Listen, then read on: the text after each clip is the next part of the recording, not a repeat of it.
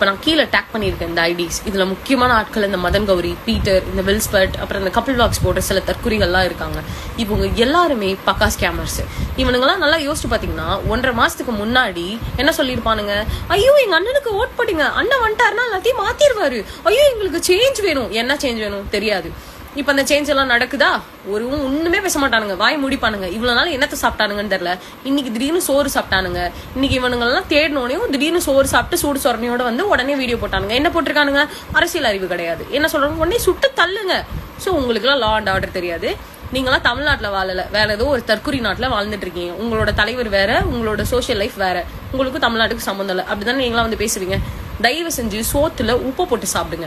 சூடு சொரணை ஏதாவது கொஞ்சோண்டு இருந்துச்சுன்னா இந்த மாதிரிலாம் இதுக்கப்புறம் கேவலமா நடந்துக்காம இங்க வந்து சொசைட்டியை பிளேம் பண்றதுனாலயோ இல்ல வேற ஏதாவது சொல்றதுனாலயோ ஒன்னும் மாறாது. இந்த டிஎம்கே பிளேம் பண்றது, இந்த கன்றாவையெல்லாம் பண்ணாம போய் உங்க அண்ணனையே நீங்க ஃபர்ஸ்ட் கொஸ்டின் கேளுங்க. இப்போ வரைக்கும் ஒரே ஒரு பிரஸ் மீட் கொடுத்துருப்பானா உங்க நொன்ன நீங்க போட்டீங்களே ஓட் போட்டமேன்னு கொடுத்துருப்பானா ஒரு பிரஸ் மீட்.